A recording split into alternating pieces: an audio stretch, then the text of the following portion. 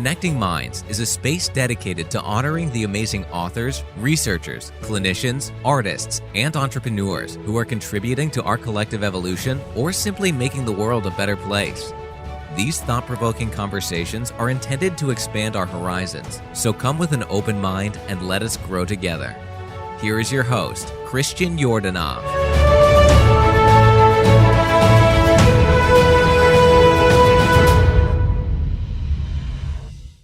Hello and welcome to the Connecting Minds podcast. My name is Christian Yordanov, and I'm so glad you are here with me today. This is episode 7 of the podcast, and today on the show we have Dr. Michael Sapiro. A little bit about Michael.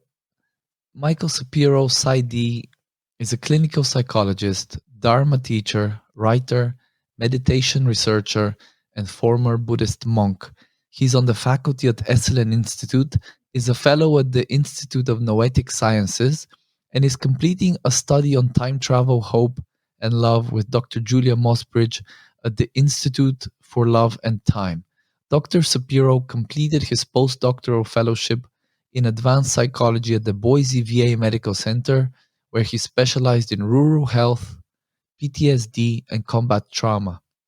Dr. Sapiro is often on podcasts and teaches nationally on the art and science of transformation, expanded human capabilities, self-care, and non-dual meditation for personal and community growth. His work integrates meditation practices, psychology, noetic sciences, and social justice, and is dedicated to personal awakening for the sake of collective and planetary transformation. He can be found at michaelsapiro.com.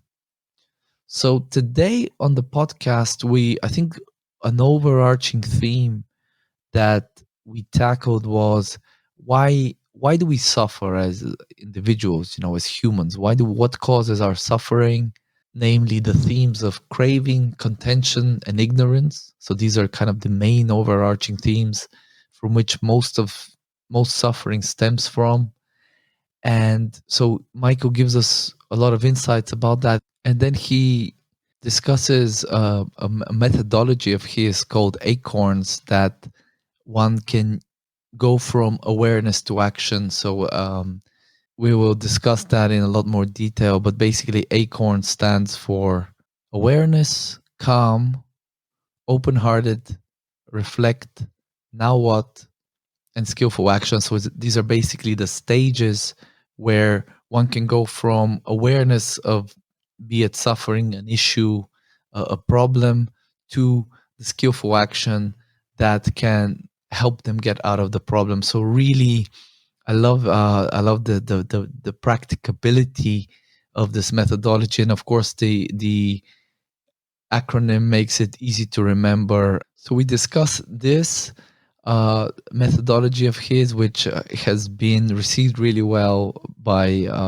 clinicians that he's presented it to. And we also end the podcast with Michael guides us through a meditation called his hope meditation. So that's a little treat for you at the end. Now, if you're out and about and you don't have time to sit down to do a guided meditation, feel free to skip the last 10-12 minutes of the podcast, but I will also publish it as a separate mini episode that you can download on your phone. And anytime you just want to sit down and focus on your breath or take a little break from the crazy lives we lead, whatever, I'll have that hope guided meditation by Michael available for you to download and listen to. So I feel really privileged and honored that he came on the podcast. He's just full of so many insights and wisdom, and I am extremely glad that I can share this with you and a wider audience.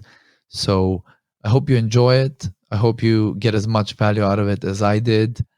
And without further ado, here is Dr. Michael Sapiro. Today on the Connecting Minds podcast, we have Dr. Michael Sapiro. Mike, thank you so much for spending the time with us today.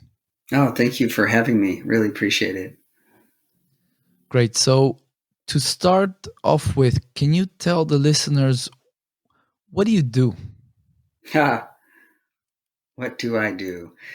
It's an integration of a variety of practices and science. So I'm a clinical psychologist by trade. I have about 25 years of Buddhist meditation training that I integrate into my psychology practice. I also conduct research. So I work for various organizations and institutes doing research on meditation and consciousness. And then I work in the social justice field too, because what I found is, and I know that's a loaded word, unfortunately, but what it really means is we're making sure that everyone has equal access to resources. And so what I found throughout my life is that it's hard not to care for people who are marginalized and oppressed. The deeper I go into my practice, it becomes more apparent how taking care of everyone in our society is a central part of our spiritual practice. So I do psychology, I see patients, I teach courses and workshops, and I do research, basically. And so you have about 25 years of Buddhist meditation experience. What I know you've studied in the Thai forest Buddhism tradition. Mm-hmm. Could you tell us what is that, and what other teachers have you learned from in over the course of your life? Sure. So the 25 years is divided up into kind of two main traditions. The first 8 years or so, I studied Zen Buddhism, and I had about 3 different teachers that I studied under, including spending a year in a Zen temple as a lay resident, not as a monk.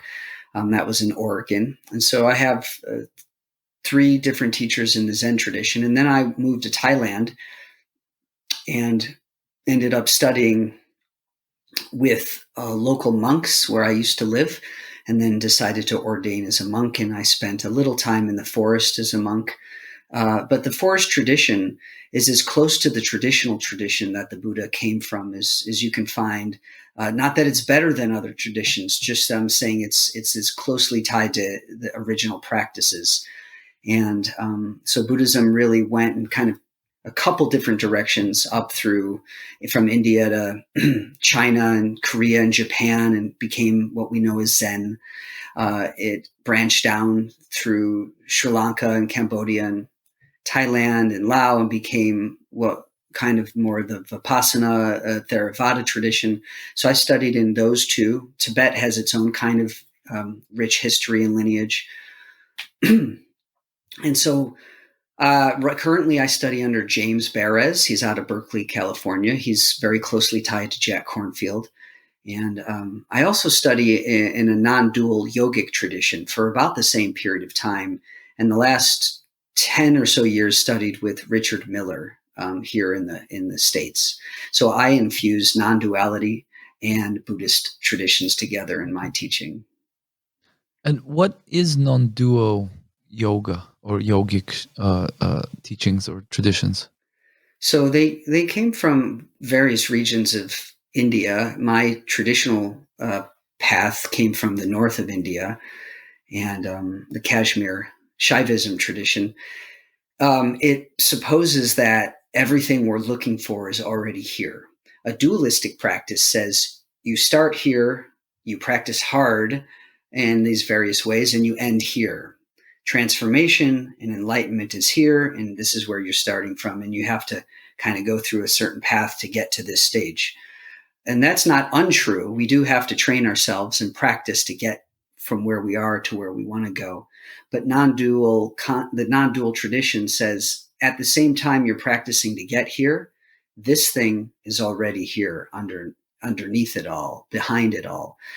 So when I'm deep into my human experience of suffering and pain, anxiety, actually when I rest in just being, just quiet being underneath the chatter or the pain, what I'm looking for is already there, which is a sense of wholeness, which is wholeness, radiant love, a big space of love is already present.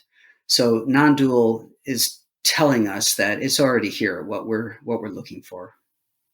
Right. So we're essentially we're living in this world of duality, but in our essence is already whole. So we've already arrived. We've already arrived, and it takes a lot of work to realize that, Yeah. actually. And it's kind of crazy what a paradoxical world we live in. On one end, there's this perceived lack in our world, but at the same time, at the core of our being, what at least the Buddha teaches, I think, is that we all have the Buddha nature, and we just need to get to the core of it. Is that kind of? I think at heart, he was also a non-dual teacher, and he understood the nature of the mind as something that seeks and searches and craves and wants. And so mostly all of his practices get us to a place where we can see that the nature of the mind is not the nature of of the universe or our already still heart. The bodhicitta, the awakened heart, is already awakened. And almost all the practices get us to realize how craving, anger, delusion, ignorance, hatred, these are the things that keep us from actually residing in an awakened state of being, which is already present. But again, it takes a lot of work for us to realize that. Yeah. So actually that kind of, you basically began answering the next question I was going to pose to you, and that is, why do we suffer so much? Why are humans suffering so much? Oh, I like the conceptualization the Buddha had. We crave, we have contention, anger, and hatred, and then we're ignorant and have a sense of delusion about what's real and unreal. So I'll break those down. And we crave things. We're dissatisfied with what we don't have. We want things. We want more things. We want things to be other than they are. So that's craving. And then we have this sense of contention for the things that are here. We contend against them. I don't like that this is here. I don't want this here. I don't like what you're saying. I don't like you. And so then we reside in a place that's angry and contentious. And another way we suffer is because we don't see clearly. We don't have wisdom or insight about our own nature, the nature of others, the nature of the world. And so we get caught in a kind of deluded grasping or pushing away of things.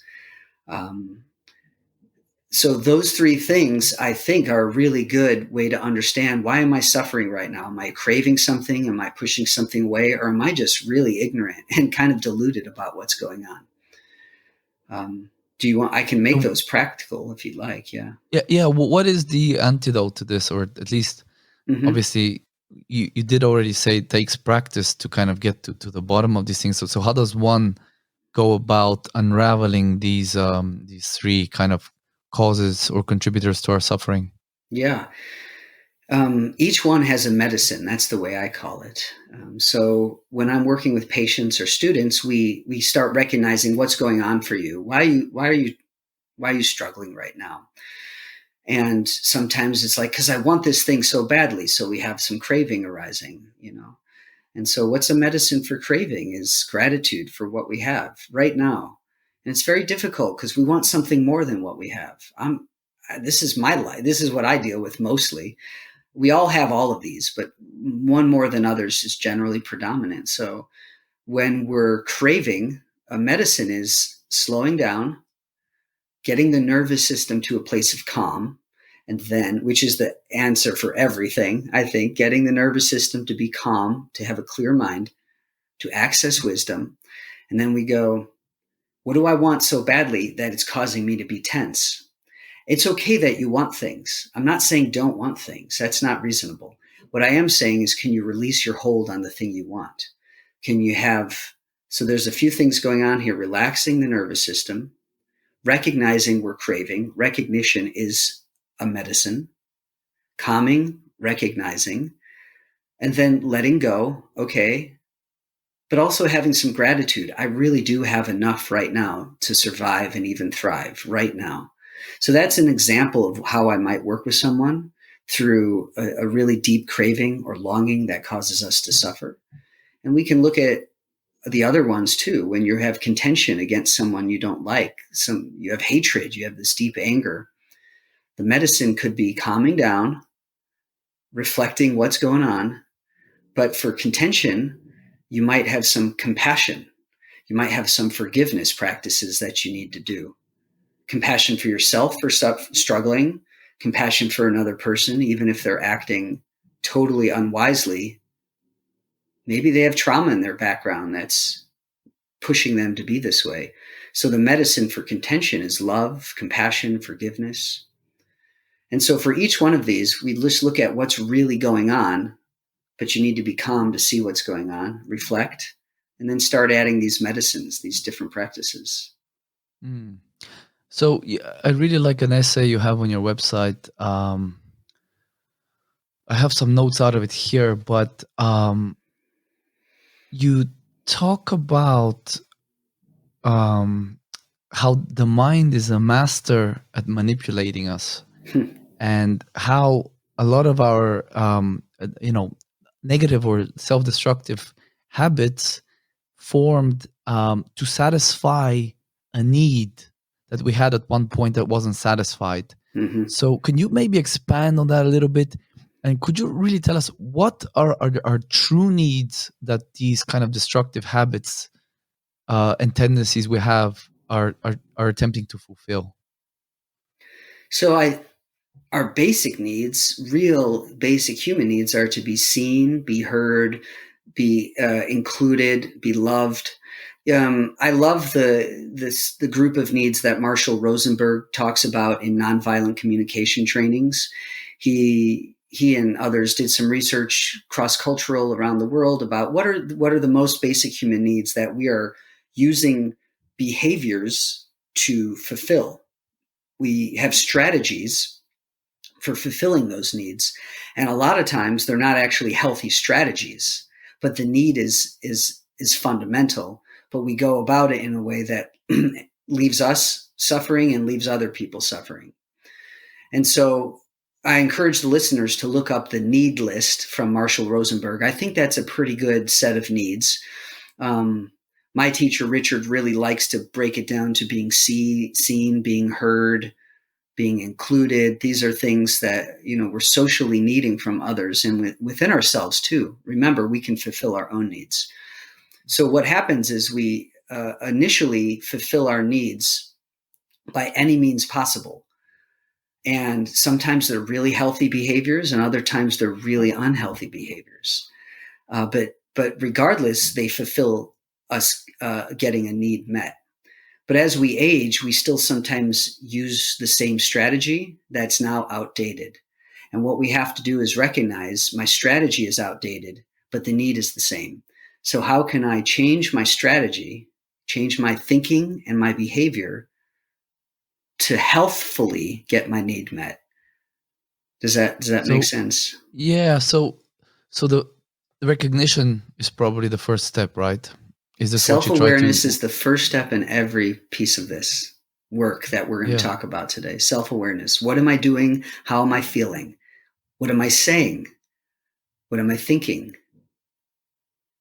So what how would you go about what is the process from self-awareness to actually reshaping our behaviors, that from ones that do not serve us to ones that not only serve us, but they serve our our families, the community, and the world? Yeah. So I have a model that I've created. It's called ACORNS, actually, and we'll put a link for your listeners so that they can look this up. ACORNS. So after all these years working with patients and students, I wanted a really concise way of helping people have a method for starting inward and ending out with action. So my ACORNS model is called From Awareness to Action. And I try to make it as concise and practical as possible. We start with self-awareness, and that's awareness about our sensations, our feelings, our beliefs, what's happening right now in the moment. As I'm living in this moment, I'm aware of this moment and I'm aware of my experience in this moment. So that's the first thing. Sometimes when I'm with patients, I might spend a whole month in treatment just working on building self-awareness. What sensations are going on for you when you're angry? Because if you can notice what anger feels like, you can start catching it before anger escapes your mouth. You know, I had one father I was working with. I said, "What do your kids think?" He goes, "My kids don't pick up when I'm angry." I said, "Go ask your daughter what daddy's angry face looks like." And he came back sobbing, honestly, the next session, thinking about it, because she showed him what his angry face looked like. And he didn't know that was being projected out. So this was a 6-year-old daughter giving really clear feedback that, "Dad, your anger is visible and it's felt." And so we spent a lot of time feeling that angry face that I could clearly see in the room. I mean, it was just visible, as visible to me as to the daughter. So we start with self-awareness. Once we move from awareness, we get calm. Calm is a medicine for every state. Calm tells the nervous system you're not in danger right now. Now, if you are in danger, run, you fight, whatever you need to do to protect yourself. But in most cases, our nervous system's agitated, our brain's sending signals that you're in danger when we might actually not be. So it's really important, once you're self-aware, to calm the nervous system. This is through breathing, deep breathing exercises, because you can't really do anything when you're not calm. You don't access the prefrontal regions of your brain, which are responsible for insight, planning, judgment. These are problem-solving skills that when you're not calm, you're not really using that part of our human consciousness. And we need to use it to make problems solved, basically. Do you want me to keep going, or do you have questions in between? No, so far so good. Okay, so we have you're distilling very well, and I think it will really register. ACORNS will register. Will be able to recite it easily after. Good. I hope so, because I used this at a keynote address to a statewide conference on. I was a keynote address, and all I did was talk about ACORNS. It was for a conference for therapists. And I heard a lot of really good feedback about people starting to use this in their sessions with patients. The next step would be me to validate this model through research, and I haven't gotten there yet. So I'm just sharing what I've been doing and what I've been training some others to do. So we have awareness, we have calm, we have open-hearted, which to me means starting by self-compassion, not shutting the heart down. Michael Singer, who wrote some tremendous books, one called The Untethered Soul, talked about not shutting your heart down for anything, even in crisis, even during trauma. And so after we're aware, we stay calm. I ask people to keep their hearts open, because that opens the channel for heart-to-heart connection, heart-to-heart here. So once you're aware and once you can get calmed down, you keep your heart open, going, I know this is tough for me. I know I want to scream or punch somebody, but I'm okay. I can handle this. This is self-love, love. I even teach people how to come inward and be loving to this thing that's struggling in conflict, so that they can be loving to other people. So keeping open-hearted is really important.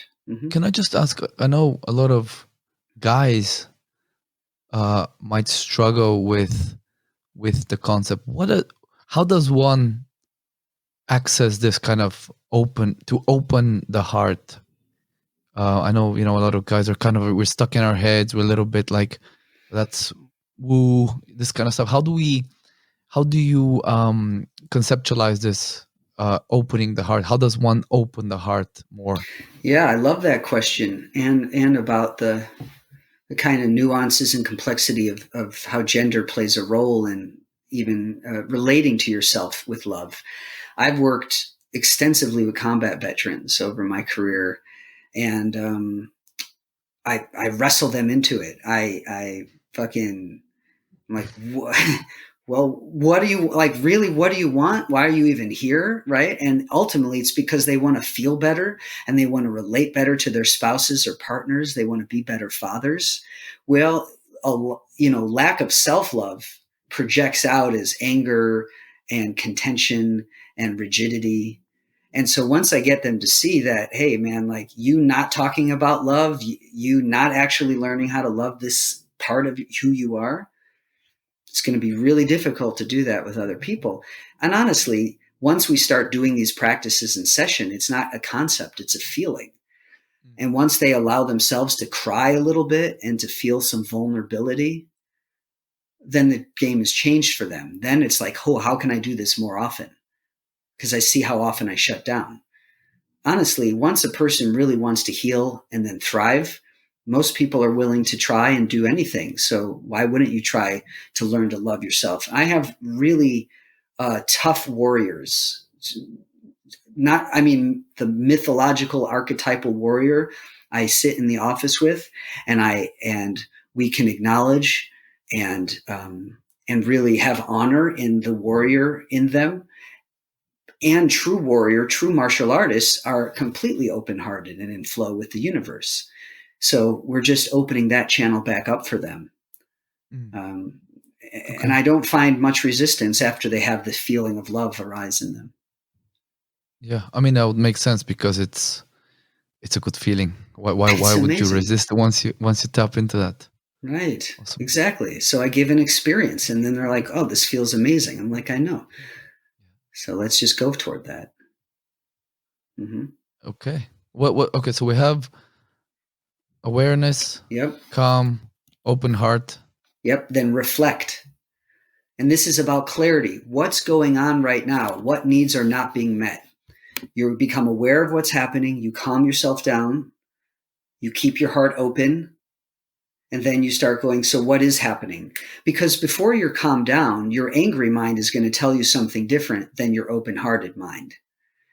If you're not calm, if you're still angry, you're going to think angrily about the circumstance. So you're not going to see clearly. That person, da-da-da-da. When you're calmed down, when you keep your heart open, now you can start going, okay, something's going on in me. There's a need not being met right now, which is leaving me angry. So that's why I calm people down before we do any problem solving. You can't problem solve when you're angry. Really doesn't work that way. Yeah. So we calm down, we keep our heart open, and then we go, what's happening? We reflect on what needs are not being met. And then you have the end, which is now what? Now you discern. What do I do? Now that I know my need for respect isn't met, or my need for collaboration, or my need for validation, my need for consent, these things were not met. What do I want to do about it? This is when you start problem solving. Do you see how long it takes till you get to, I'm not interested in help people problem solve. I'm interested in helping them become ready to problem solve. Mm. So the last two stages is now what? Now what do you want to do? And the S is skillful action. Take the action you just discerned was wise. Very cool. So this is how we go from awareness, to action. Yeah.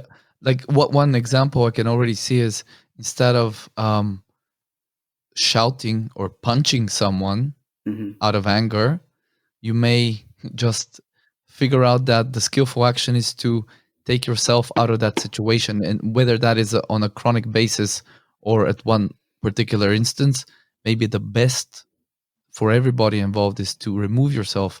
And only by getting into that state of calm can you discern that, rather than acting out of that's right the initial impulse. Exactly. That's a great example. It's really hard for the angry mind to want to walk away. And that might not mean I'm going to fight. That might mean I'm going to argue. I'm going to manipulate. I'm going to beg. Or the scared mind, How do you get a scared mind to find courage and stay and face something that's difficult? You have to get out of the experience of being scared. Notice you feel scared. Love on yourself. Okay, I'm scared right now. Why? Because I'm feeling threatened. So what's the best thing to do? Well, this isn't physical threat and this is an emotional threat. So I can stand my ground to this one and go, you know what? I'm going to set some boundaries right now. Even though I'm scared, I'm going to set some boundaries. Now, if it's a physical threat, you actually might need to get out, save yourself, get away, get help. So, but it's really hard for a scared mind to know what to do. You have to get out of the scared mind. And that's why I set up this model to help people learn how to recognize, calm, keep their heart open, and then reflect on what needs to happen. Very, very interesting. Mm-hmm. And how do you apply that to things like death of a loved one, or your own kind of people's own confrontation with their own death? Those are great questions. I'd have to reflect. First of all, death of a loved one, we're talking about grief and loss, probably anger and things in there. My question would be, what are we avoiding or what are we attaching to? So more often than not, we're avoiding some unpleasant or really hard feelings. And more often than not, we're attaching to some kind of comfort or soothing that may or may not be healthy for us.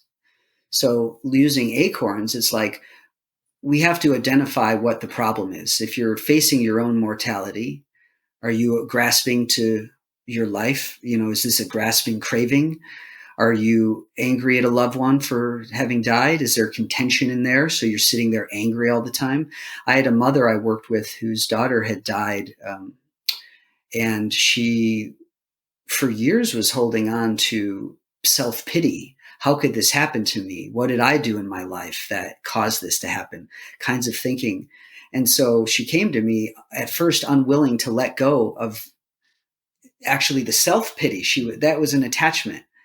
There's healthy grieving, healthy bereavement, and then things happen after based on our temperament and personality that make things unhealthy.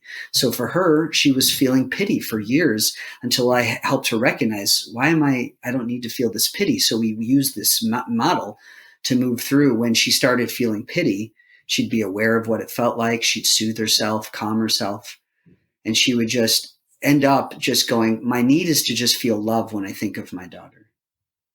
So can we just sit with some sadness and love and let it just be like that? So she goes from clinging and craving to ending up with love. And that's how we can move from one to the other. So you talk a lot about working on oneself can lead to collective transformation. This looks like a really good tool to work on oneself that can have benefits for our collective transformation as a society, as a peoples.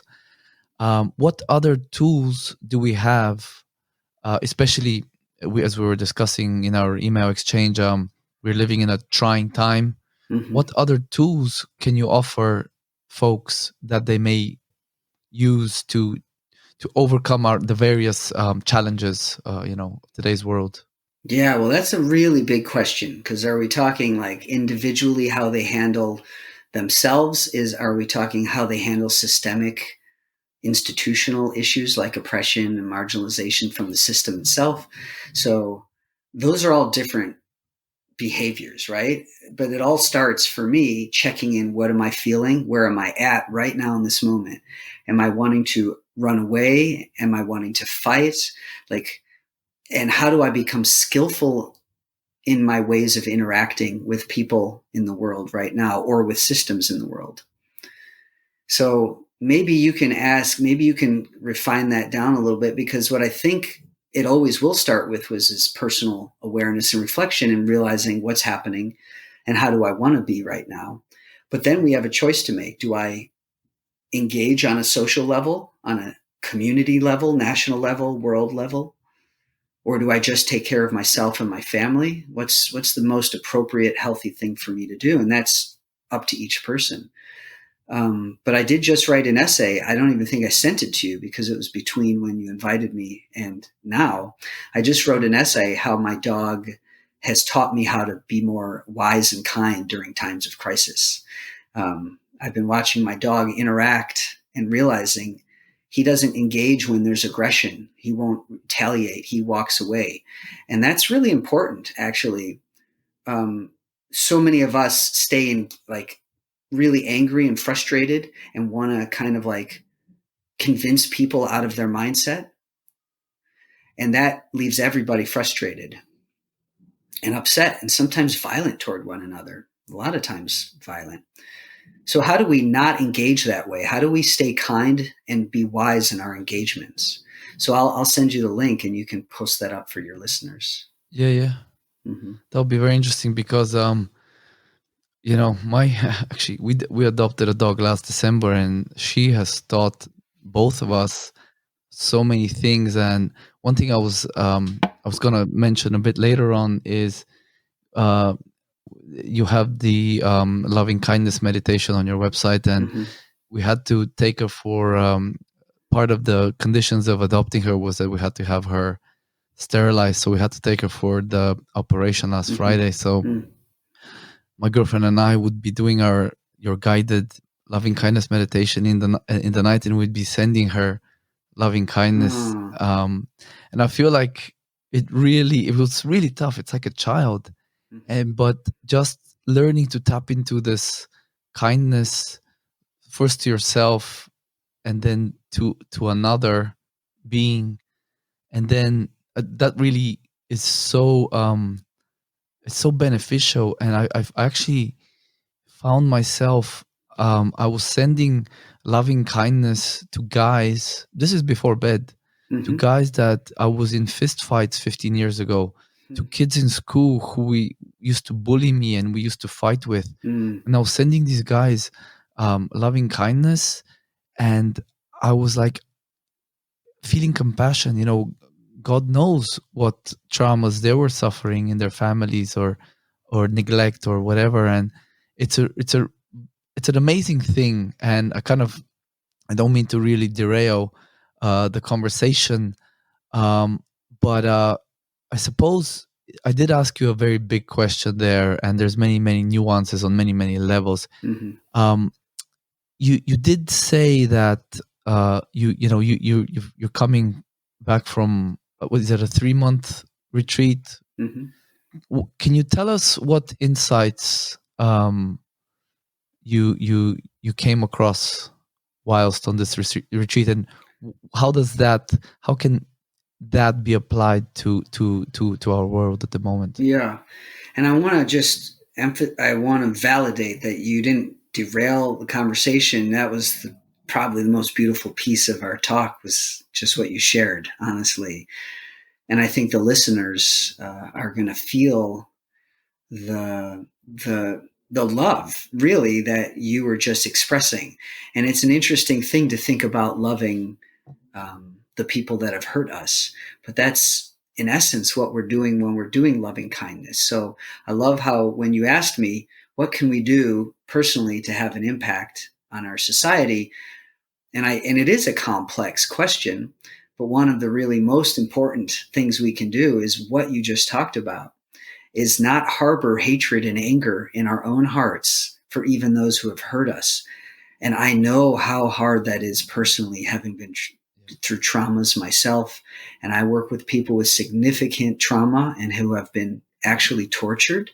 And yet through deep practice, they come to a place, and it's not my job to say forgiveness should be part of your treatment. That is not for me to say that, but for them to come to a place, whether they want to forgive or not, but open their hearts back up and start doing these deeper loving kindness practices, is so healthy and healing for ourselves.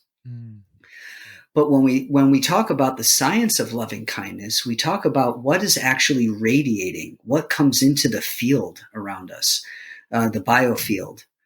And there's some data where science is teaching us that our thoughts and our emotions have an impact on the space, on the field, because the field around us isn't just void of anything. It's not disconnected from ourselves. What literally vibes and radiates from our energy impacts those around us. If someone who's angry walks into a room, people feel it. If someone like the Dalai Lama walks into a room, you feel it. So how does our capacity to love impact the greater community and the world around us? Even as a child, when I saw Star Wars and the planet blew up, and Obi-Wan felt the disturbance of the Force, and we're like, wow, that's amazing Jedi mystical, science fiction. The truth is that's legitimate. It's a legitimate experience to feel the impact of either destruction or of love happening around us.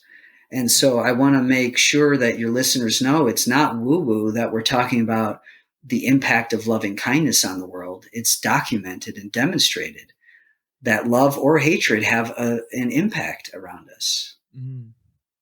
That's an insight that I've carried for years, but I want to make it very clear. Yeah. Yeah, it's a palpable feeling, just you feel something, maybe you won't feel it the first time if you're too much in your head, but you do this, and we're not doing it for a long time, we're doing it for like a couple of weeks now, but it just seems to amplify and get stronger. Then you're more able to you're almost like your field or aura, whatever that biofield is, you can feel it expand, you can visualize the light. It's actually, I'm getting goosebumps just talking about it. Pretty amazing. And I'm really appreciated that, I stumbled upon your work, and then went to your website, and you had these, and of course I will have all these links to your talks and guided meditations and presentations. Of course we'll have all those, but anyway, please, I know you have some insights that you'd like to share. And I think what we're talking about are some of the most important lessons, even though I've had these experiences.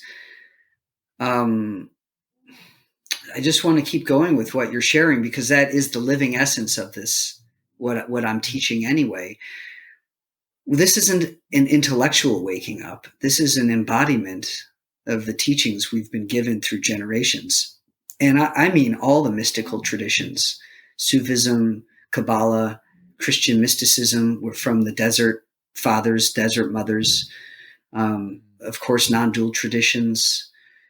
All of them point to the felt sense of God or the mystical in our daily lives. And all of them refer to this mystery being felt as this radiant love that goes beyond the boundaries of our skin. We're not encapsulated packages of sausage with a computer brain. That's not the actual science either of who we are, because we have mind-to-mind connections. We have heart-to-heart connections.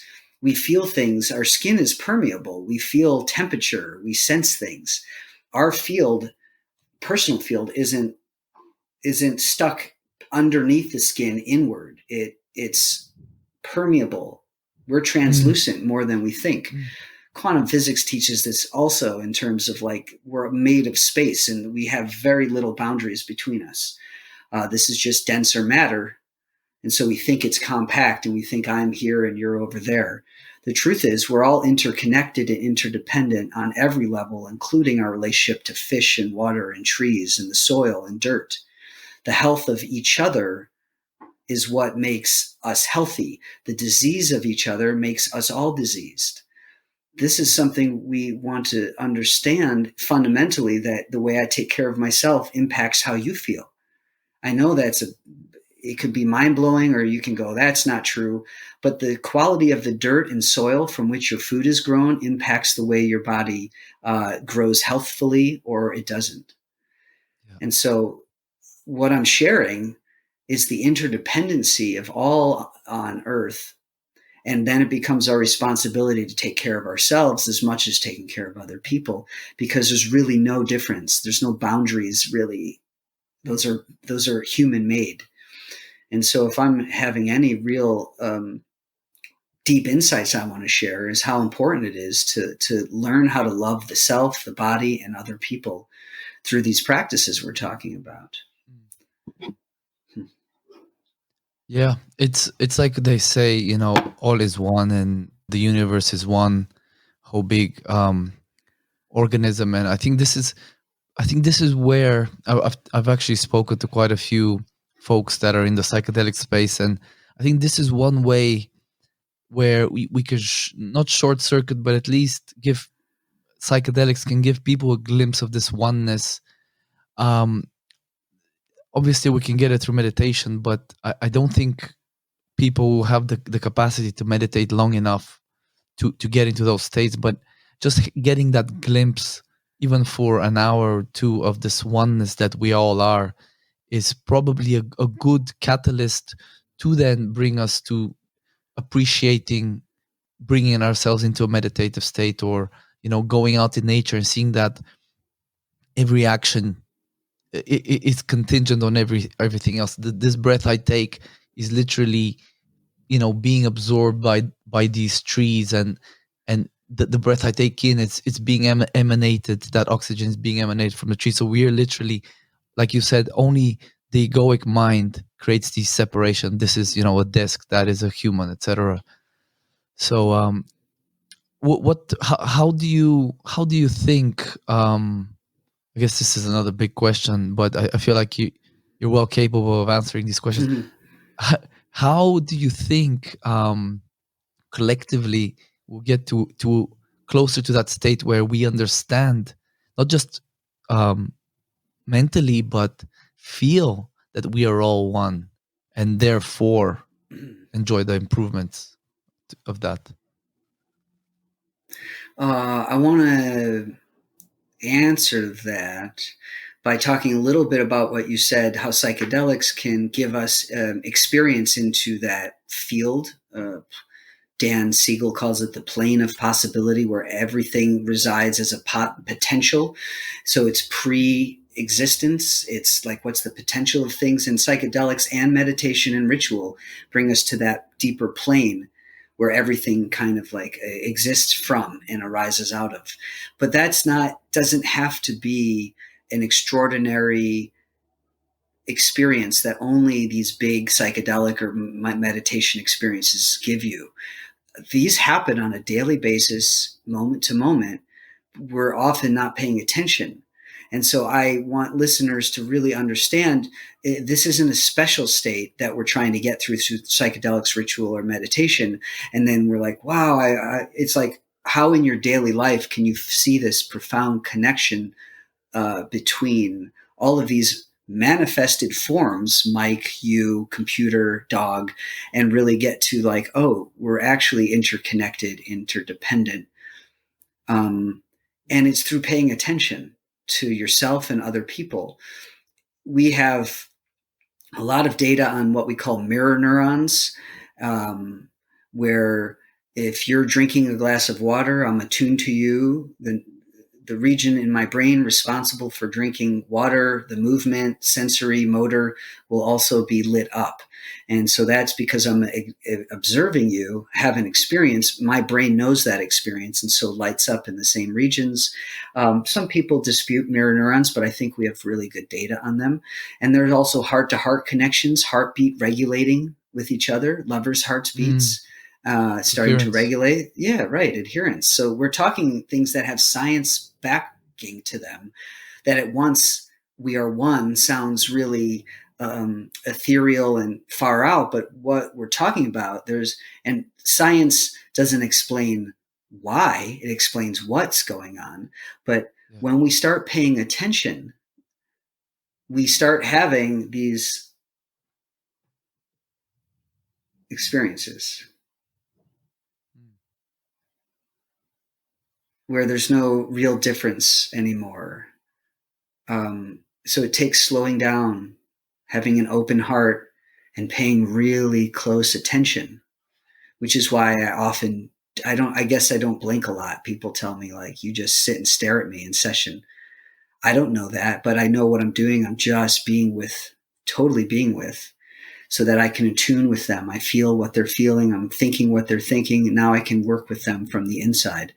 And so this is a way that I utilize that kind of skill of knowing there's no separation, so that I can have that experience to work with them from the inside out. So slowing down, keeping an open heart, and paying close attention.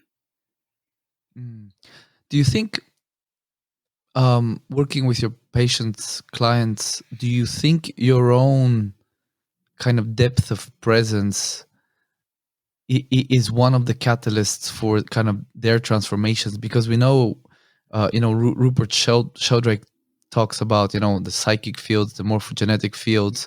So, us being profoundly connected, being in the presence of someone who, has tapped into, this kind of deeper awareness and kind of is profoundly aware, conscious.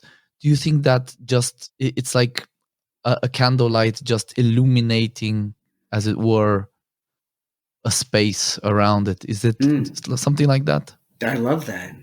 I think so.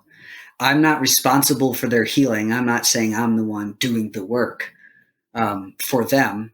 I am illuminating a space. I mean, that's what good therapists or healers do. We widen the space. But presence itself, what is, for me, the gateway from which the radiant mysteries love comes through. And so people sitting in the field of presence are sitting in a field of love where it's safe, even maybe not for their ego who has to face itself, but it's safe and it's full of love and it's spacious. And so if we can, each of us, become radiantly present, then we're all offering safety and love to one another as we greet people, even just strangers, just through your eyes, through your posture, just emanate presence and move on. And then you're bringing light into people's lives. Yeah. And it's not like our that. light, like Mike's light. It's the light of the universe coming through this experience of Mike. Yeah. That's why I think a lot of folks have this defeatist attitude, the world is messed up beyond repair. And what's the point? And let's just give into this one existence, hedonism, materialistic pleasures. But like you've already said, we have data that you transform yourself, you're affecting the whole. So if we all begin, or more of us begin doing the work, it could lead to this kind of more collective transformation. Or is that wishful thinking on my end? I don't know. We'll have to practice and see. I don't know. I don't disagree with the defeatist too. We are hard. We are really terrible to each other. Human beings are violent. I come from a Holocaust surviving family. I have a lot of Black friends and Native American friends and gay and lesbian and trans friends.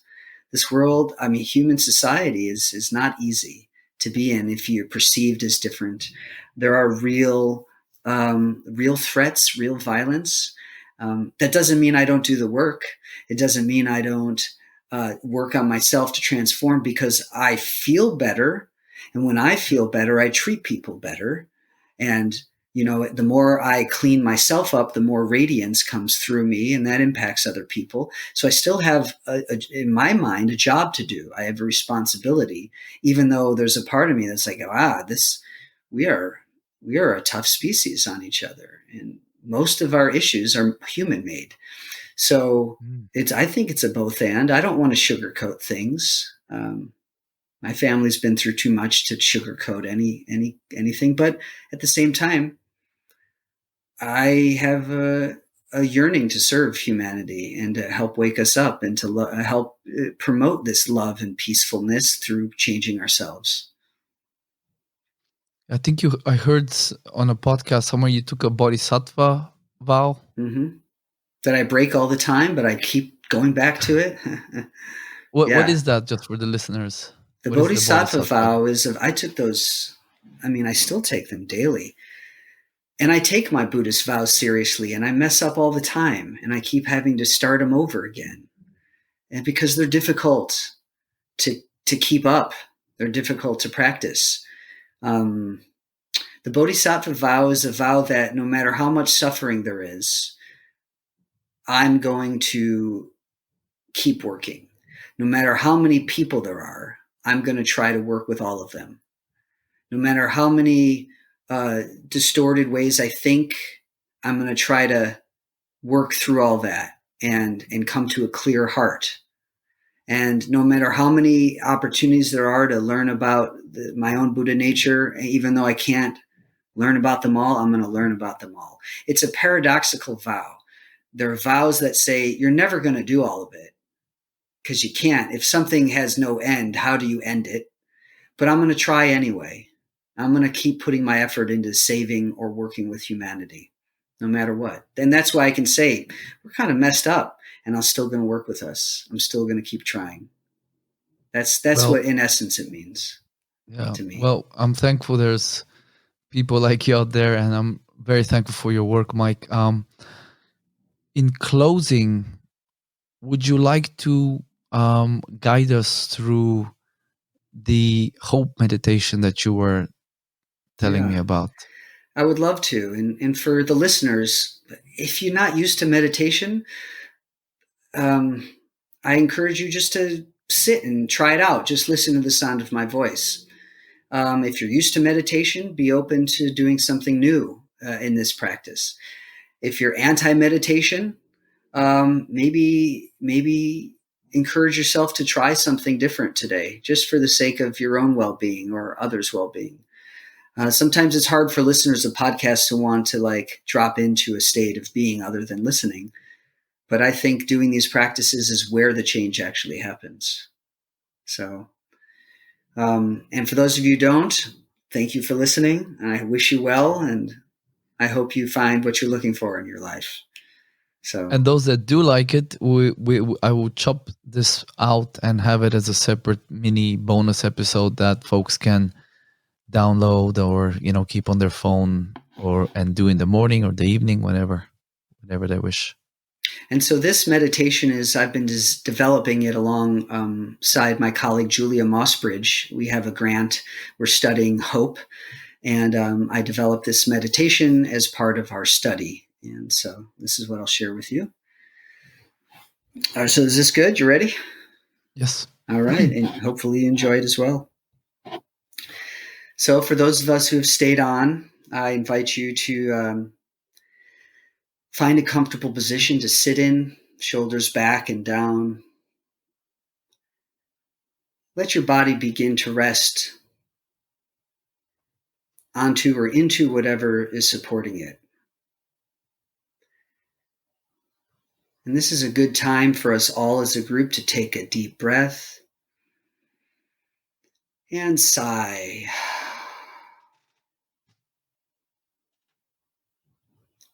Take another deep breath in and sigh. So rest your mind in your body as the body rests on the chair or the couch. Bring your mind's attention into the body from the inside out.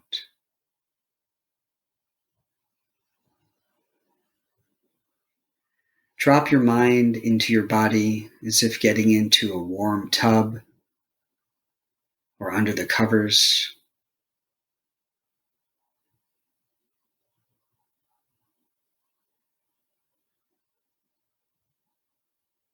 And bring your mind's attention to the chest or the heart area. And feel the body around your attention.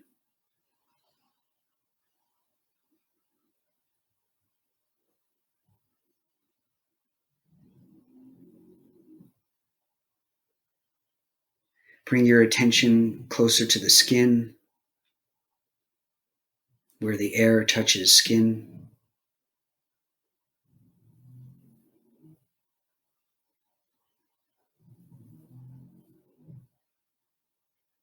And feel the pocket of air around the body.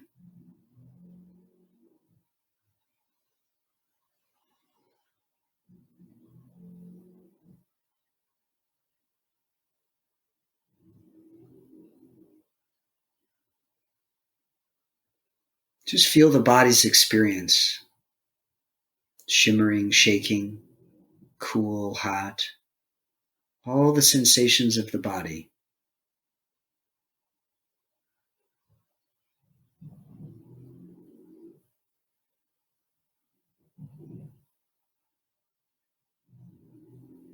And now bring your attention back inward toward the breath.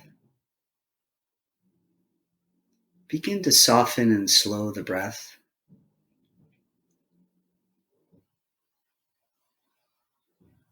And tell yourself mentally, slow and steady.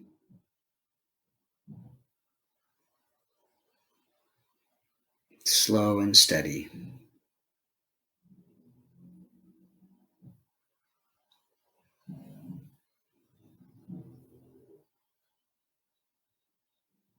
Feel the breath through the nose, throat, lungs into the belly.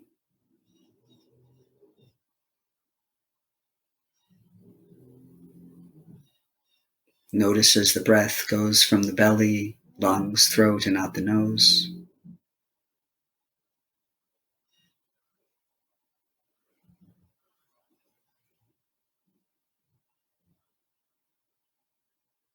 And just breathe slow and steady into the body.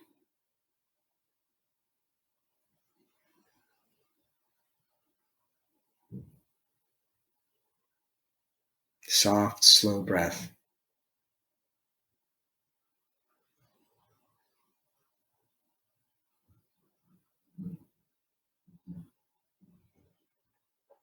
As the mind wanders, as it tends to do, gently bring your attention back to the body breathing.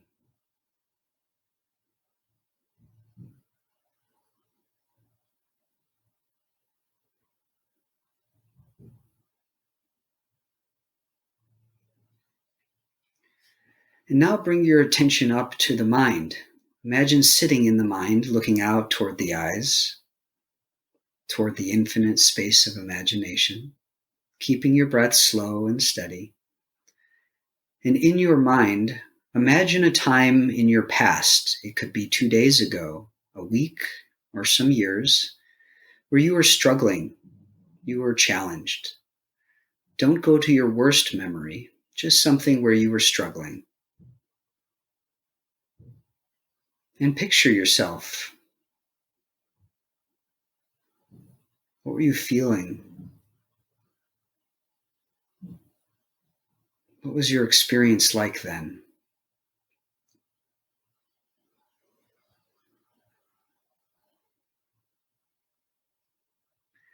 And imagine yourself looking at you now from the past, looking here. Looking at one another. And in your mind, tell yourself, I see you.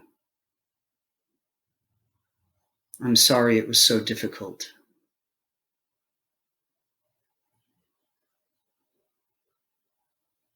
I'm sorry it was so hard.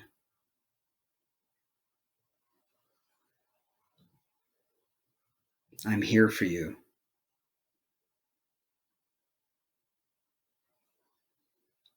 And imagine loving on yourself in any way that you'd like. How would you show yourself love?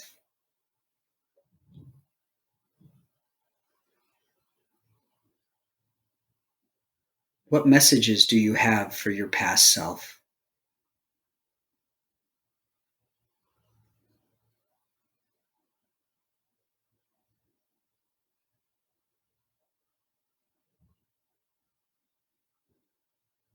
And feel your body's response now, here, as you offer yourself love.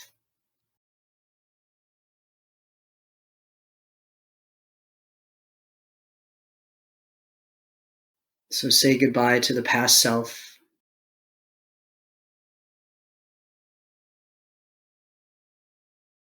And come back into this present moment, the body breathing.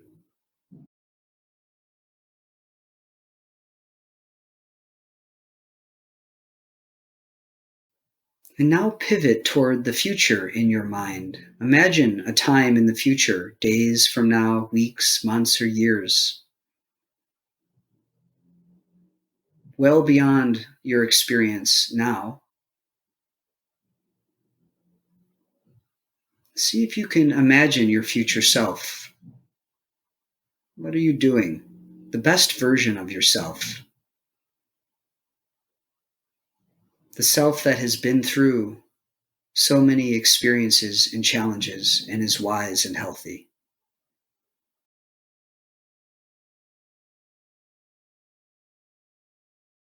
Imagine that self looking back on you now, here.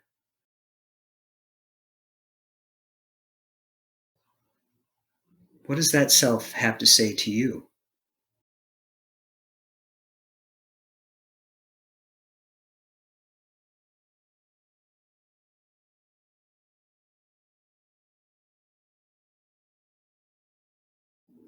Imagine that self looking at you, radiating love back to you here.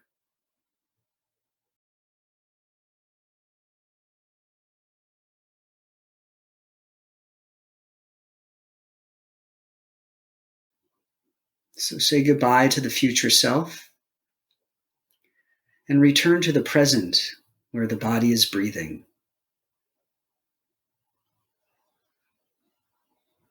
And just rest in the present moment.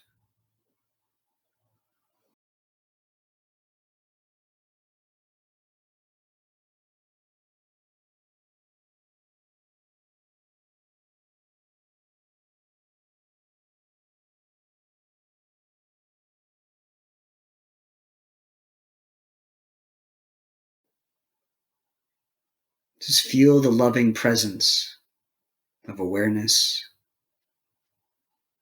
your own spacious awareness.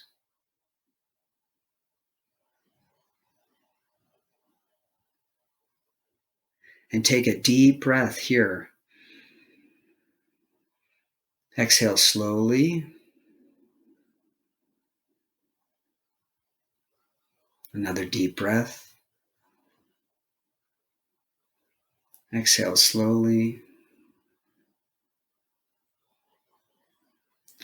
And without losing this embodied mindfulness, gently open the eyes.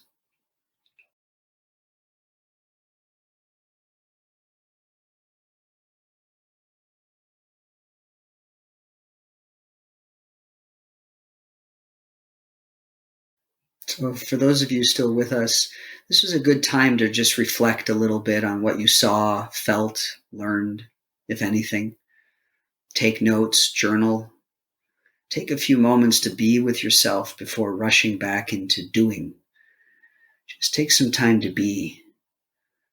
Be present. It's a precious opportunity to be with yourself. And if you'd like, extend this kind of attention, loving attention toward others you meet today. Thank you for practicing. I hope you enjoyed it. So thanks for letting me do that. Thanks a lot, Mike. How was that for Really, you? Yeah, that was very was powerful. I went back about 4 years, and I don't know how far in the future I went, but this, I can see how doing this often would cultivate this feeling of self-love that we really need to cultivate in ourselves. So thank you so much for sharing it. It's truly a privilege to be in your presence as you share this this meditation, and I am very glad we'll be able to share it with a wider audience. Thank you so much. Oh, thank you. Your presence is so nice and soft. It was really great to be with you too. And I hope this gets shared and has a positive impact for ourselves and then all the people and animals and plants we meet. May we all be just a source of radiant joy and love for one another and a source of safety during these times where we all feel threatened, So Thanks again for having me on. Thanks, Mike. And just before we go, we'll of course have the links that I mentioned and that you mentioned in the show notes and on the website. But can you tell folks where they can find more about your work, your writings, your teachings, your talks, please? MichaelSapiro.com. Made it real simple. Just my name, MichaelSapiro.com. I'm on Instagram at Dr. Mike Boise. And that's about it. And then, I teach at Esalen and work at Institute of Noetic Sciences. So they can find all that on the website, though. And I'd be happy to take emails. And, I lead retreats worldwide. People are always welcome to join once we get to be in person. And for now, just webinars. Yeah. Yeah.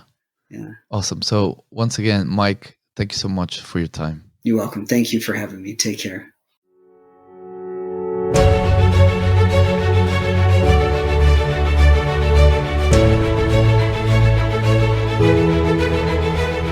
Thank you for listening to Connecting Minds. We hope you enjoyed this conversation and found it interesting, illuminating, or inspiring. For episode show notes, links, and further information on our guests, please visit christianyordanov.com. If you found this episode valuable, please share it with someone who might also enjoy it. Thank you for being here.